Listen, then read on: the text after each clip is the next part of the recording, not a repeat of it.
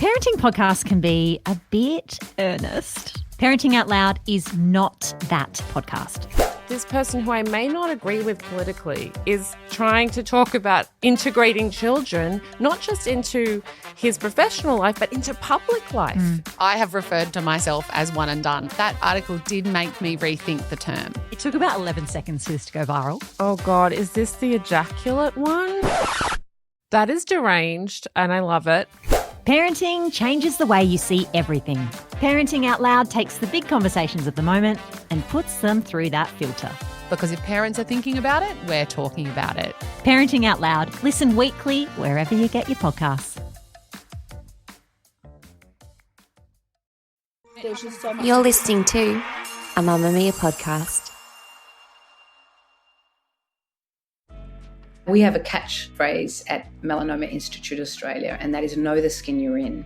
And that is true for melanoma and other skin cancers. So not all melanomas look like a mole. Not all of them have colour and pigment, but certainly if you see a mole that's changing rapidly, asymmetric borders, mixed colours in it, itchy, evolving, then you need to get that checked out.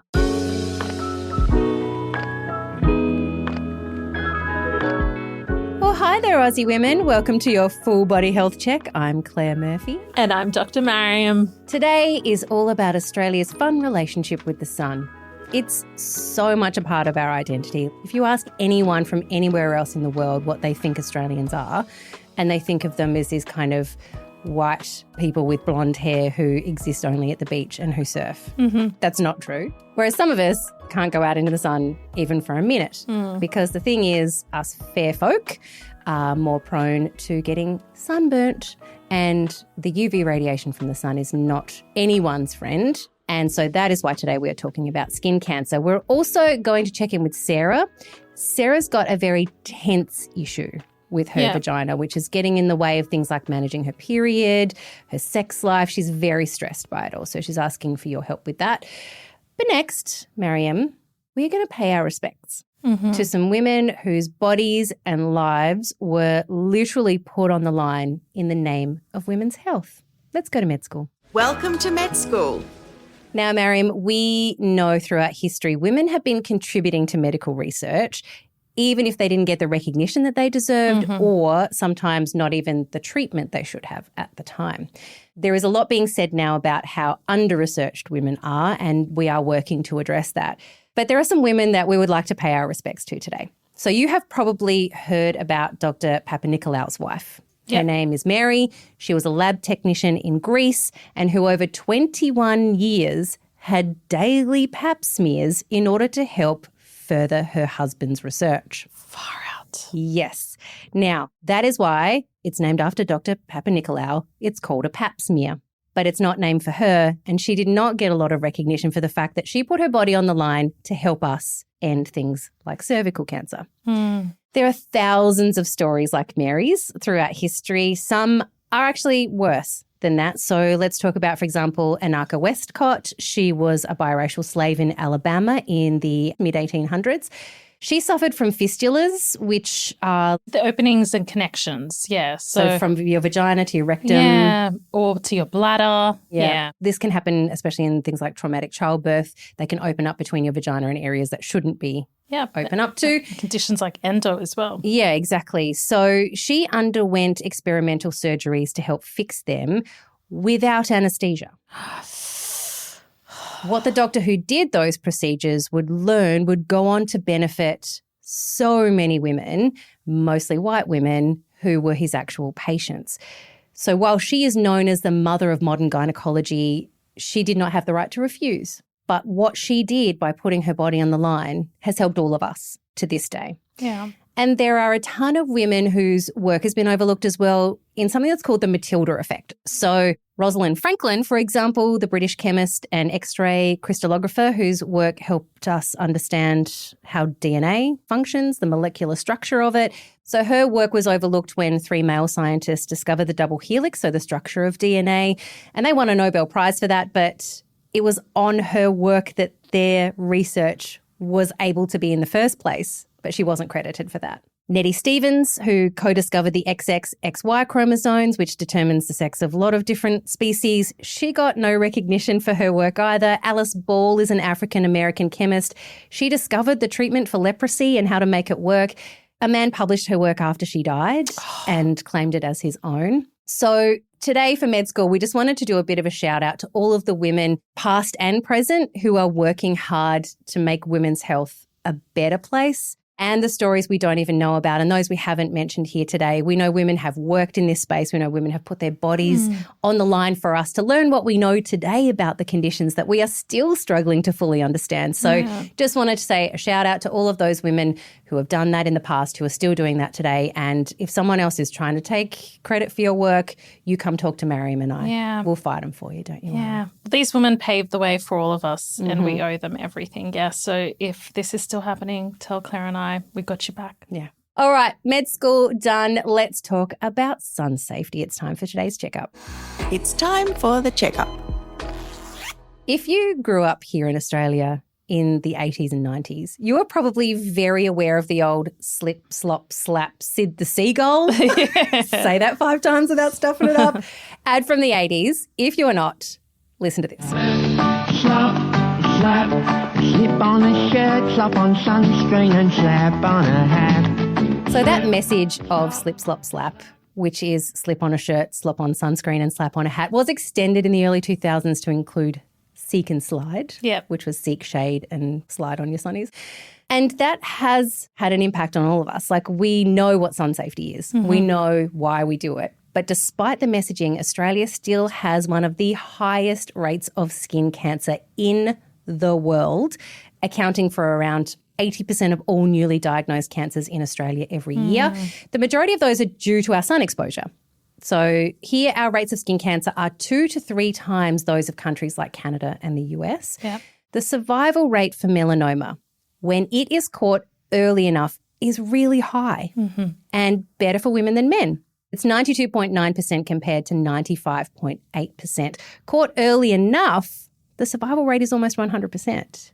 But we don't always catch it early enough. And the problem with melanoma, which we'll discuss with Dr. Long in a little while's time, is its love of spreading. So we'll talk about that. But that messaging, slip, slop, slap, has seen melanoma rates in under 40s here in Australia decline. The no hat, no play policy at school has actually helped us understand even earlier about sun safety. Can I add something to that? This is off topic. In my primary school, we had the no hat, no play policy, but then we also had a no tub, no play policy. So on top of our hats, we had to wear ice cream tubs because we had all these magpies that would come and attack us. So we had to make these makeshift ice cream tubs with like this elastic.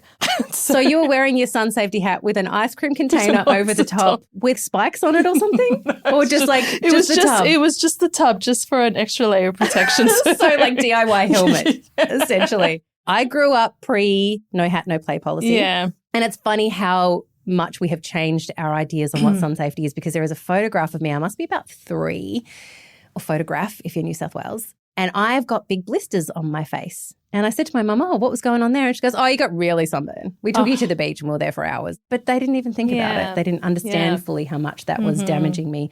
Mariam, I do need to ask you a question. Are you a moly girl? You know what? I am a moly girl. Do you want to point some out the way I can see in all the odd places? I was just telling Claire I've got one on my labia.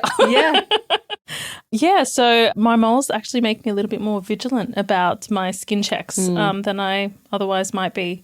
But yeah, whether you've got 1 or 20, skin checks are crucial. Yeah, and we'll talk about that a bit more with Dr. Long too, about what to look out for. I found sometimes hard to explain to your GP when you go in about the skin changes. What do you want us to tell you when we go in with weird skin stuff? Sure, it's hard to articulate skin changes, completely agree, especially when you're trying to remember what they looked like weeks prior. This is where photos are your best friend. So seriously, take photos of all the ones that you have at the moment as they are and date it. So those photos are going to be so helpful. Some of my colleagues here at Mamamia have been taking that very much to heart. So Em Vernham, who works on some of our other podcasts, she has a sty, and she was showing me the other day, like, she's been taking photos and writing the date on it. So when she goes back to her GP, she'll go, this is what it looked like on Thursday. Exactly. This is what it looks like today. And you remove the language of pussy, red, I don't know. And it takes all the guesswork out of, I think it's changed as well, because you'll take a photo 3 months down the track and you can see the change. Yeah.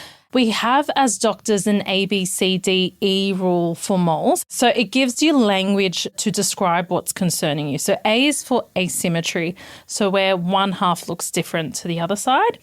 B is for border, that's the edges have become irregular or blurred. C is for colour, it's got new colours, darker bits, or red areas, or it's lost its colour.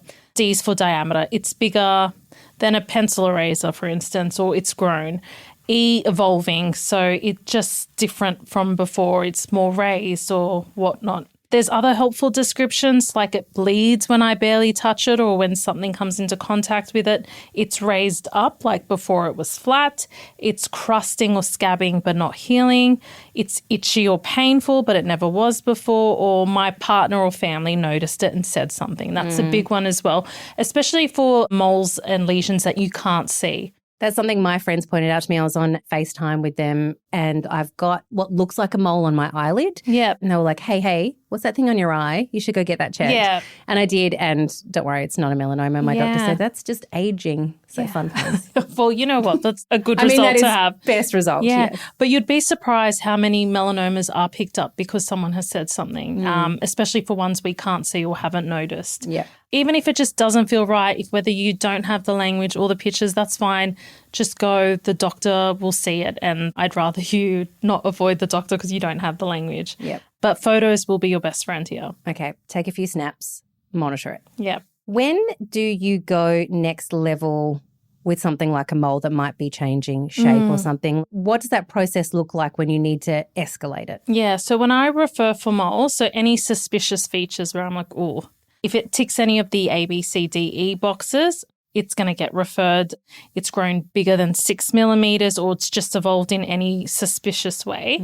New moles in adults, new pigmented lesions that don't look normal and need expert assessment, I will refer. If there's patient or family concern, that's a big one where I've picked up melanomas, like mum's said this wasn't here before, or mum's really concerned.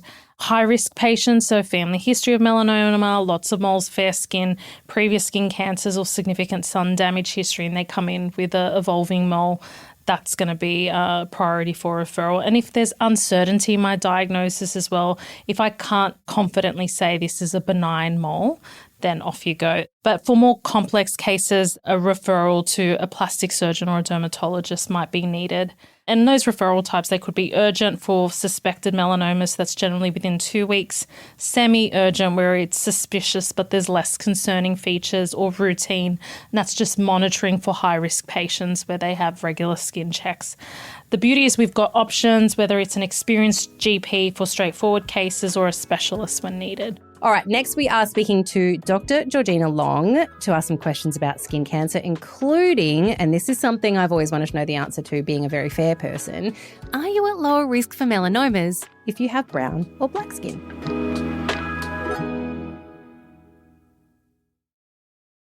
Dr. Georgina Long is the Medical Director at the Melanoma Institute Australia. She is a specialist in medical oncology, in particular drug development and therapies, and she also knows a hell of a lot about skin cancer. We started off our chat with her by getting the lowdown on the main types of skin cancer. I know there's 3 different basic types of skin cancer. Can you give us a quick rundown on the differences between the 3? So there are many types of skin cancer, but the 3 main types are basal cell, squamous cell, and melanoma. Melanoma is the deadliest of all 3 and the least common out of those 3. Having said that, melanoma is Australia's cancer. We have the highest incidence of melanoma in the world. We also have a very high incidence of basal cell and squamous cell. They differ because they are a cancer in the different cells of the skin. Our skin is made up of many different types of cells. The melanocytes give us pigment, and when they become cancer, are melanoma.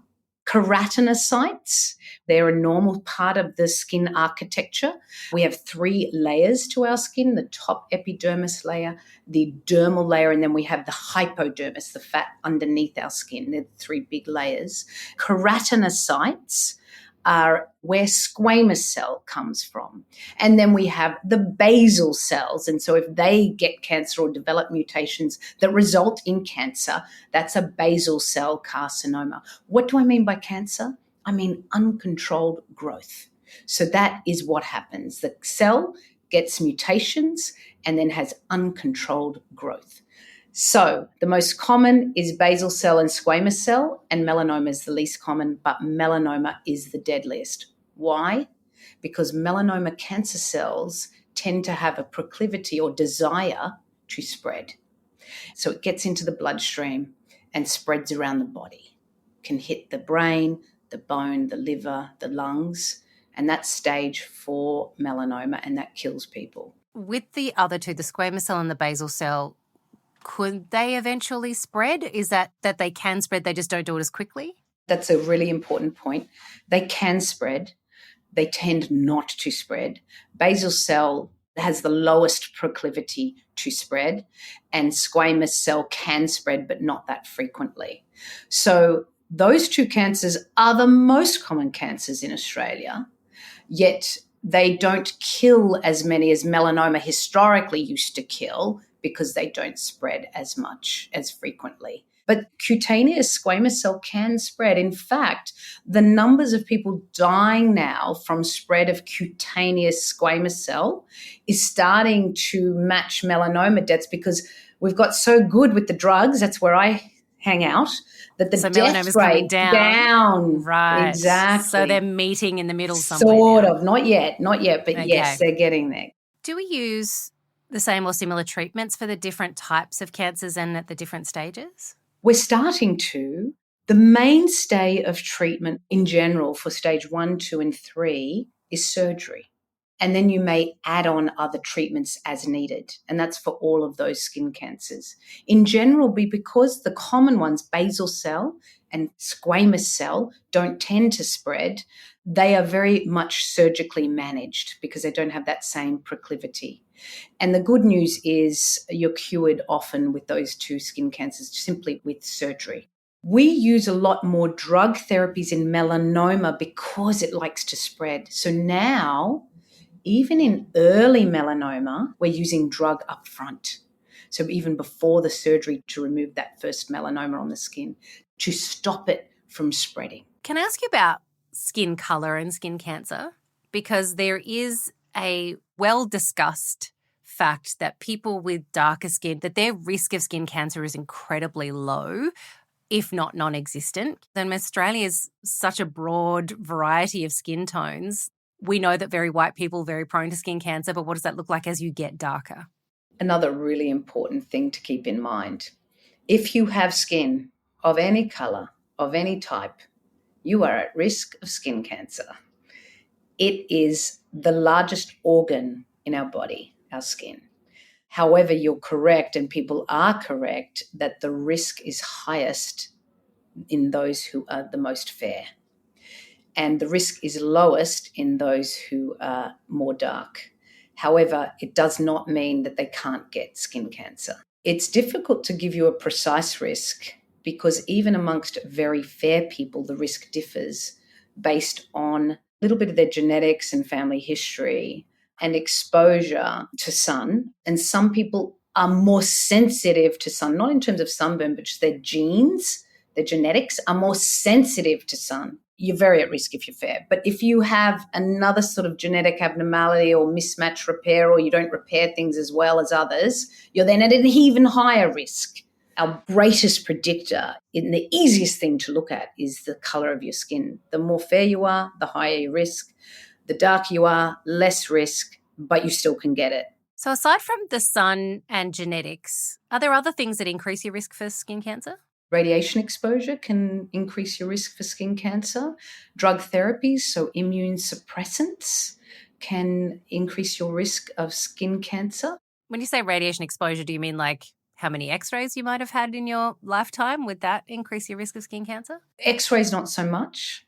But we know, for example, pilots, and it's probably unfiltered UV. And immunosuppressants is a big one for people who have diseases where they require it. So if you've had a transplant, kidney transplant, lung transplant, liver transplant, you're on heavy doses of immunosuppression. If you're young and haven't had any UV exposure, let's say you're a little baby, then you probably wouldn't get skin cancers. It's more the UV you've had in the past and then the immunosuppression. And then the other thing is sunbeds and solariums. All of those, they increase your risk. And in fact, anyone who's had more than 10 sessions on a sunbed at less than age of 40 has 7 times the risk of skin cancer. And does that matter that you've stopped using them at some stage and it's been years? That's a great question to reassure people, because one other thing is people think, oh, it's all done, I'm finished, so I can't do anything about it now. I'm 50, I'm 45, what do I do now? Good news, you get sun safe at any age and you will decrease your risk of skin cancers.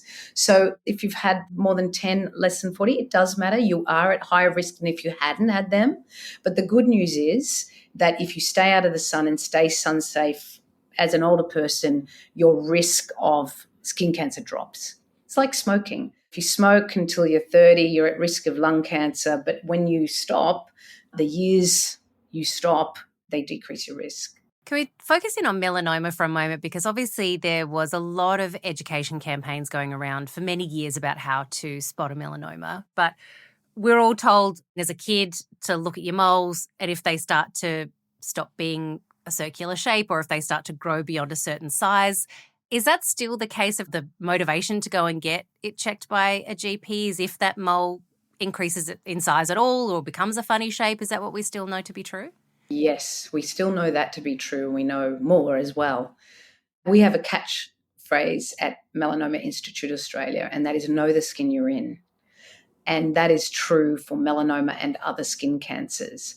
So not all melanomas look like a mole, though. Not all of them have colour and pigment. That's what we call pigment like a mole. But certainly, if you see a mole that's changing rapidly, asymmetric borders, mixed colours in it, itchy, evolving, then you need to get that checked out. They are still really important parts of it. So that's the ABCD for asymmetry, border, colour, diameter, and evolving, changing. They're the really important facts. But at the same time, if you have something that doesn't look like a mole, but looks a bit like a pimple maybe, or no, maybe not, but it's changing and growing and not going away, that needs to be checked out too, because sometimes melanomas don't look like moles. And other skin cancers can look like that. So basal cell carcinoma or squamous cell carcinoma often don't have pigments, but they're evolving and changing. They don't go away. So the general principle is anything that's not going away and is changing, get it checked out. I would like to then ask you about who to go and see when you do notice something has changed. Should you, first of all, seek out a GP who might be a specialist in skin for your first initial visit? I've noticed a lot of skin clinics have popped up around Australia in recent years. Are they a good first port of call to go and see? Who would you suggest to go and speak to? So a skin clinic is a GP clinic. They're GPs who have done extra courses in looking at skin. Then we've got GPs with skin expertise, and they operate in two ways. They may operate within their practice, or they may have joined a skin cancer clinic, but they're essentially very similar. So if you have a skin lesion and at your GP's practice, they have a GP who has a special interest in skin, see them. If you go to a skin cancer clinic, they've similar training to the GP in the practice who has the skin cancer knowledge. What do you want to see as a patient? You want someone who's going to get you down to nothing, just your undies. This is for a skin check. If you see something and then they check your skin all over, check between your fingers, between your toes, your palms and your soles, even though they're rarer places to get melanoma, and down to your undies, basically. It can be actually very rapid. They'll make you lift up a boob just to make sure there's nothing underneath. Exactly. And if your hairdresser finds something, get it checked out. So checking the hair as well and the scalp, that's really important, behind the ears, etc. A dermatologist can do a skin check in less than 10 minutes. Now we're talking the next level up. So you've got your GPs with skin training, and then you've got a dermatologist. Someone who knows what they're doing will have a dermoscope. And that's a little microscopy thing they'll put directly on your skin. That's it. Do you think skin checks should start to become part of the yearly roundup or the 5-yearly roundups of things that we do, with cervical screening, and then after 50, the bowel cancer at-home testing kit, or going to get a mammogram? So we're now in the midst of launching a roadmap to skin screening. And that's with some government funding we got last year as Australian of the Year.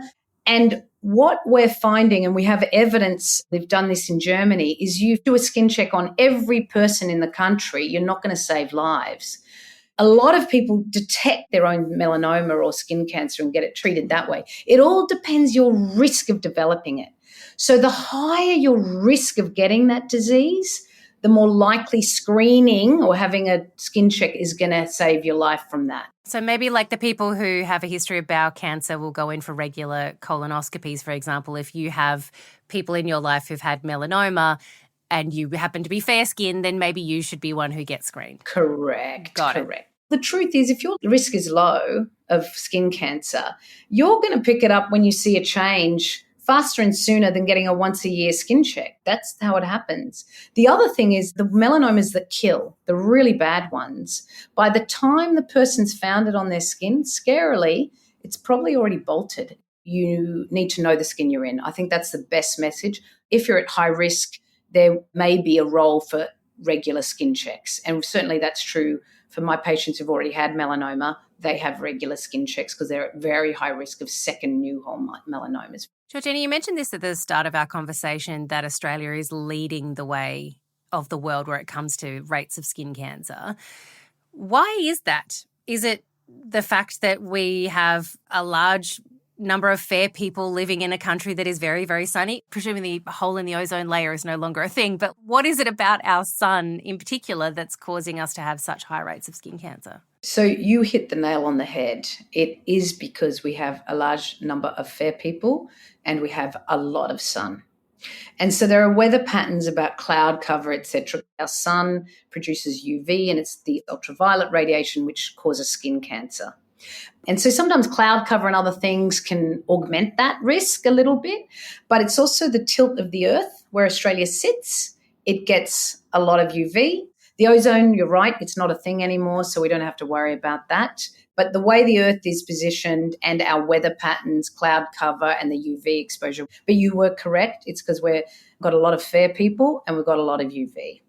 And the most common place to get basal cell carcinoma and squamous cell carcinoma, which are the most common skin cancers, they cost our health system $2.8 billion a year, and they're often on the head and neck. Melanoma is, again, caused by the sun, but it's got a less of a direct relationship. So it's multifactorial, like I was saying before. So the common places for melanoma for women are on the calves, for instance, men on the trunk, and those patterns are starting to change a little bit, and also head and neck for men and scalp as well. Well, I was going to ask you, there's been a social media trend in the last year or two of girls showing off their tan lines from being out in the sun. And I mean like very distinct tan lines. How much damage does that do to young Aussie girls in particular? Massive, massive, massive. It's bad for their skin cancer. And even if you're dark, risk of skin cancer, as we were discussing before, but also aging. So there are many ways to target and get the message across. The problem is in my clinic, I see people die of melanoma, although we're doing a great job. And I have been part of that journey with my colleagues around the world, developing drug treatments. I've lived that hope with my patients. I've seen them go from dying to living basically over my whole career. We still have 50% of patients dying from melanoma, and dying badly, meaning quickly. And people who are young are dying from melanoma. So any way we can try and get that across about sun safety can save lives would be worth it. The other thing this brings up is, where are we with facts? Where are we with social media and looking for truth? And can we say too, you mentioned the calariums earlier. Some of the facts I've been seeing about them is that they are safer than solariums because they're billed as collagen boosting. But that's not true, right? No, because collagen doesn't have colour in it. If you're going brown, that's melanocytes. Collagen does not protect you from skin cancer. So it's rubbish. And if your skin's going dark, you are at risk of skin cancer, full stop. And I also mentioned this a couple of weeks ago that we did speak to dermatologist Dr Kara McDonald, who spoke to us about anti-aging, about the concerns we've been having about sunscreen in recent years, and this is what she had to say about that. We're seeing headlines about sunscreens not actually being the SPF that they supposedly are on the bottle. And then there's all this conspiracy that sunscreen causes cancer, and there's a very anti-sunscreen movement at the moment. How do we navigate sunscreen through all that?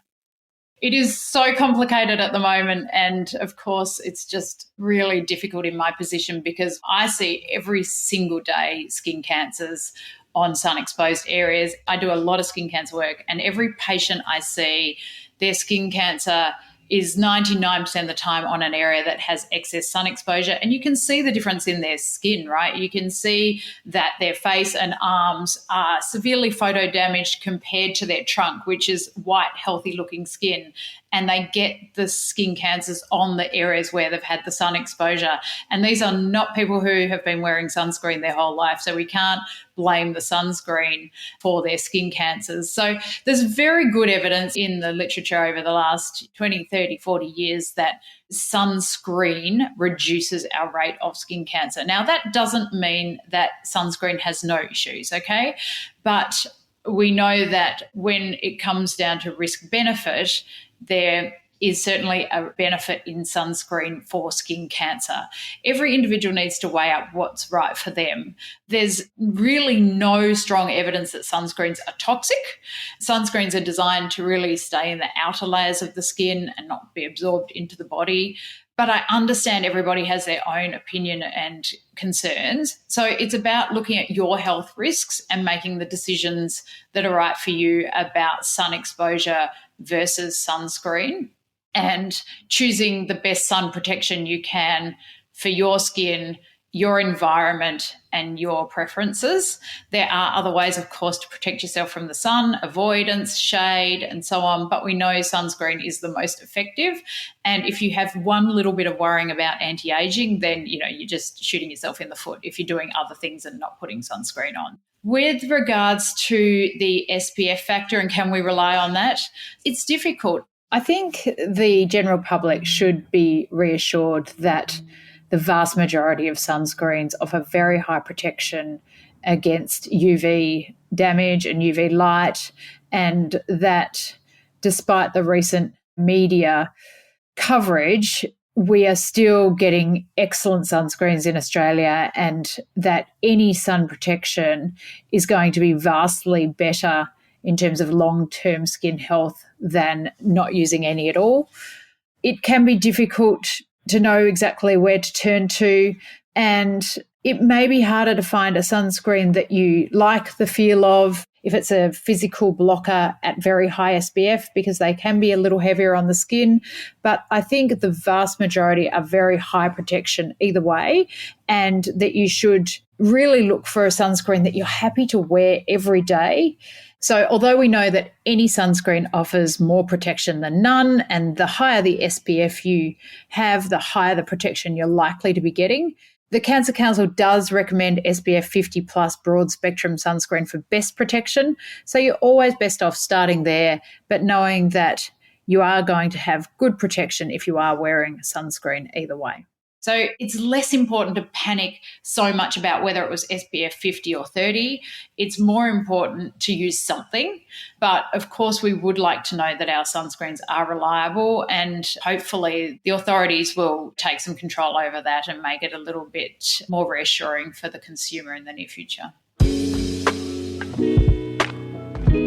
The Cancer Council does recommend you go SPF 50 and above, but Some SPF is better than no SPF. Yeah, that's right. Is what she's saying. Just make sure you do actually SPF every day. Your skin will thank you. The daily habit is honestly one of the most powerful things that you can do for both cancer prevention and keeping your skin looking good as you age. And I have to add my little GP disclaimer. Of course. We still recommend regular skin checks, even with perfect sun protection, especially here in Australia where our UV is so intense. But you're absolutely right. That daily sunscreen use, having those habits dramatically will reduce your risk. So the key message, just SPF it every day. Make it as automatic as brushing your teeth.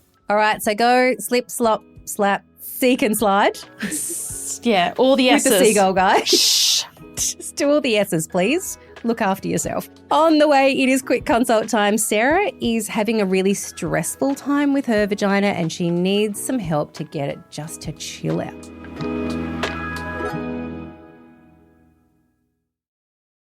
Let's get this patient into your rooms already, Mariam. The doctor will see you now, just through here to consult room 1. Thank you for waiting, Sarah. How can I help you? So our friend Sarah contacted us with an issue she's having with her vagina not being very cooperative. She wrote, I have been diagnosed with vaginismus and I feel helpless and just don't know where to start. It's impacting my relationship because the sex is really painful and I just want to be normal again, but it's so overwhelming that the course to resolve it is mental and not physical. Like there's no pill to cure it and I just don't know what to do anymore.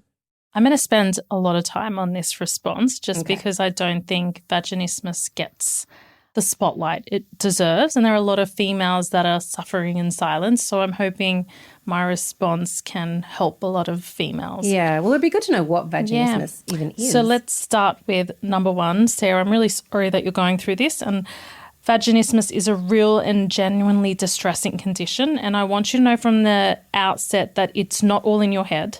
While treatment often involves addressing the psychological and emotional factors, the pain you're experiencing is very real. The muscle response is real, and most importantly, you're not broken, and this condition is very treatable, although unfortunately there is no quick fix pill. So for our listeners and for you, Claire, so who might not be familiar. I know someone who has it, but I don't know exactly what it is. So vaginismus is when the vaginal muscles automatically contract tightly. It's usually triggered by any touch to the vulva or vaginal opening. It can happen before sex, when trying to insert a tampon, or during a pelvic examination.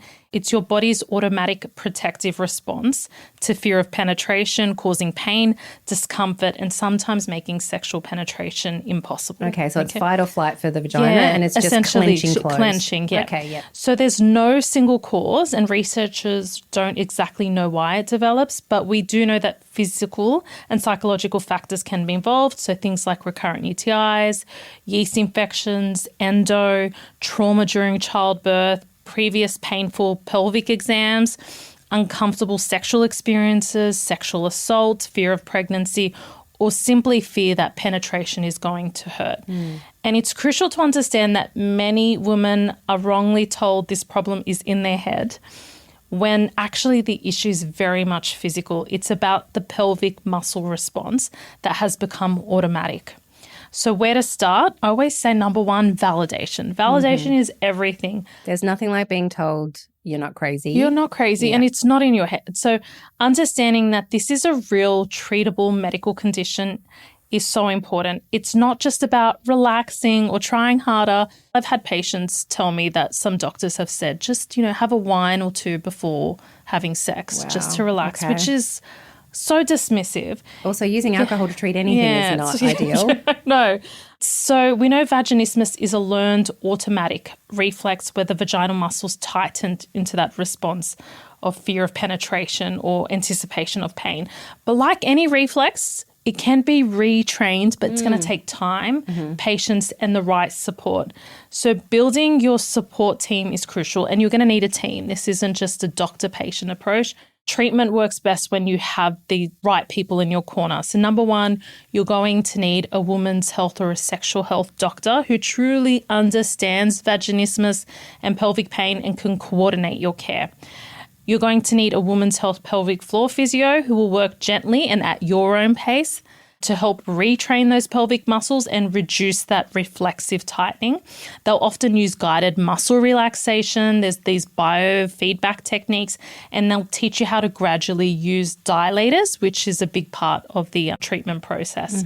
A psychologist or a sex therapist who's experienced with sexual pain or trauma to support the emotional side and address any anxiety, fear, or past trauma. And also understanding that you're not alone. So many women experience this, but they don't talk about it openly. I did a post about it on my Instagram page. My DMs were flooded with so many females asking, do you have any suggestions on who I should see? I've had this for the last 10 years. And to think that you've had females like experiencing this for like a decades and just the silence around sexual pain can make it feel incredibly isolating.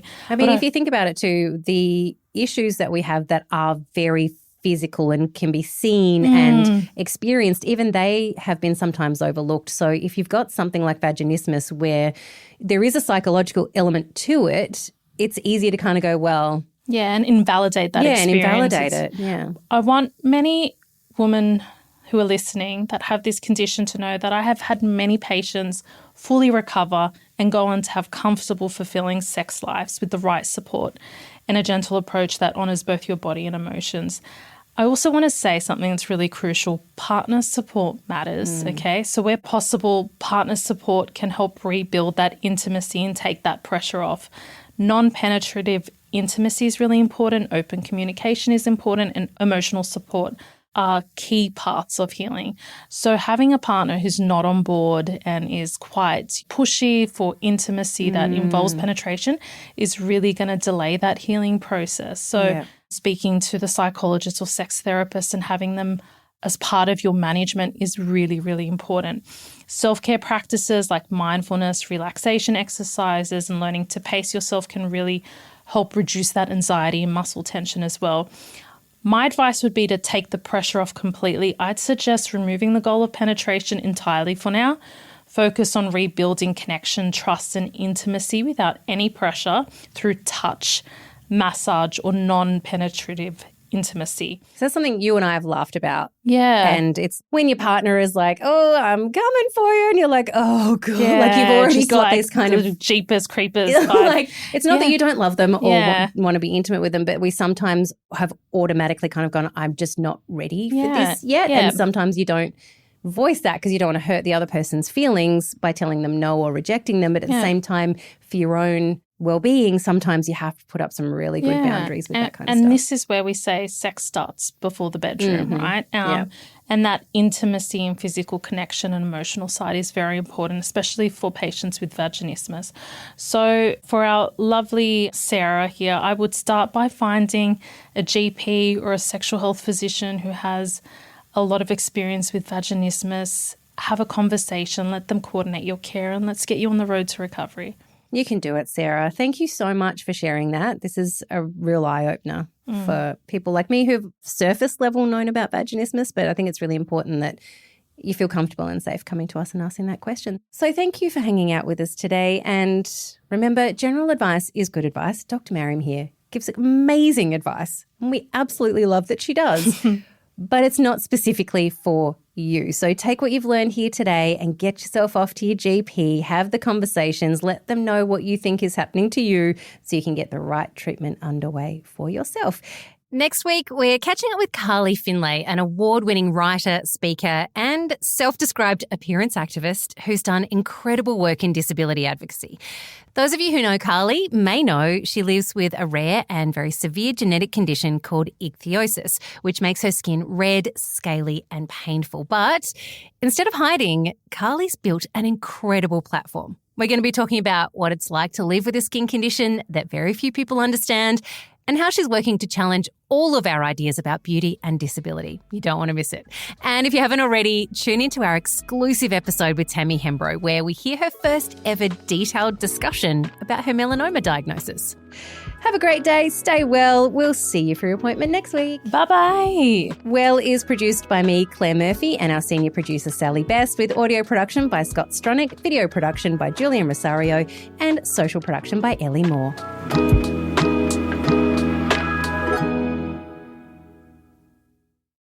Mamma Mia acknowledges the traditional owners of the land we've recorded this podcast on, the Gadigal people of the Eora Nation and the Wonnarua people. We pay our respects to their elders past and present and extend that respect to all Aboriginal and Torres Strait Islander cultures.